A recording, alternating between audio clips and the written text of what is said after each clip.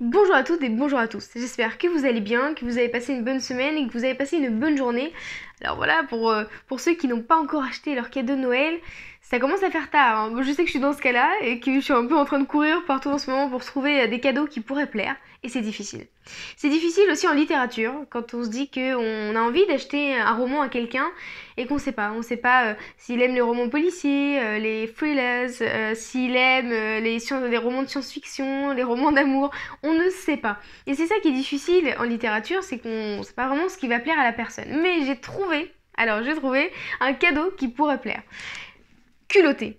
Alors là, j'ai adoré. C'est-à-dire que je voyais ça en librairie, le tome 1, puis le tome 2, et je voulais absolument l'avoir. Et ce tome-là, c'est l'intégrale. C'est l'intégrale. En fait, il faut savoir que le tome 1 et le tome 2 sont sortis donc respectivement en 2016 et en 2017. Ce sont donc des dessins de Pénélope Bagieux, une écriture aussi de Pénélope Bagieux.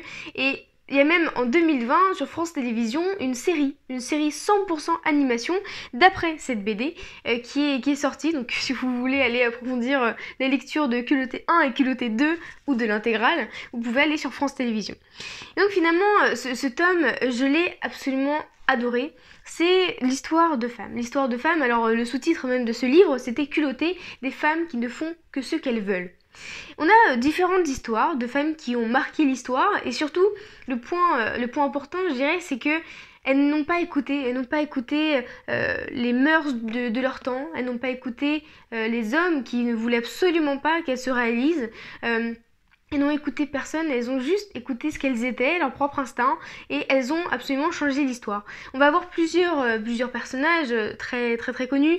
On va avoir par exemple la femme à barbe, on va avoir Joséphine Baker, puisqu'on en parlait il y a pas longtemps. Et donc voilà, c'est retracer l'histoire de femmes qui ont marqué l'histoire, de femmes qui se sont démarquées. Alors, des femmes qui sont démarquées dans leur propre comportement, dans leur propre société, ça touche au monde entier, et aussi dans leur façon de changer la vie des autres femmes. C'est-à-dire qu'on a par exemple l'histoire d'une femme qui était une grande nageuse. Une grande nageuse qui en avait marre parce qu'à l'époque les maillots de bain pour femmes étaient énormes, vraiment énormes. Et elle aimait. Elle a eu une polio quand elle était petite. Et elle ne pouvait plus marcher, plus se déplacer. Et finalement, elle a réussi à nager. Et la natation lui a sauvé la vie, elle a réussi à la guérir à l'âge de 15 ans. Et finalement, elle a nagé, mais elle avait toujours ses maillots de bain qui étaient extrêmement encombrants, parce qu'il ne fallait pas montrer le corps de la femme à cette époque. Et elle en pouvait plus d'avoir cet attirail qui était très lourd sur elle. Elle a commencé à fabriquer un maillot de bain. Un maillot de bain d'abord avec des bras donc à manches longues, ensuite avec des jambes couvertes. Puis elle s'est dit que ça bloquait un peu quand elle nageait, ça la freinait dans l'eau.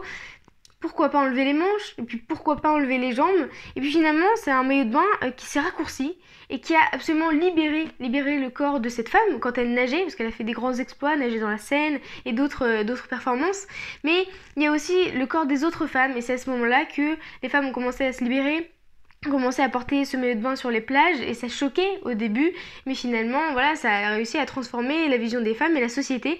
Et ce sont des histoires comme ça qui sont tout à fait marquantes et qui sont très intéressantes. Il me semble que ça pourrait être un super cadeau de Noël. Voilà, moi en tout cas je l'ai dit là, mais je pense que je vais l'offrir. Alors c'est Culotté de Pénélope Bagieux, et donc j'ai choisi l'intégrale, mais on peut tout à fait acheter le tome 1 ou le tome 2 qui se trouve en librairie. Donc voilà, Culotté de Pénélope Bagieux chez Gallimard bande dessinée. Puis je vous souhaite une bonne semaine, et puis je vous ai concocté 2-3 choses pour avant les fêtes de Noël, donc ça va arriver, tenez-vous prêts. Et puis à très bientôt, nous on se retrouve pour de nouvelles découvertes littéraires. À bientôt, au revoir.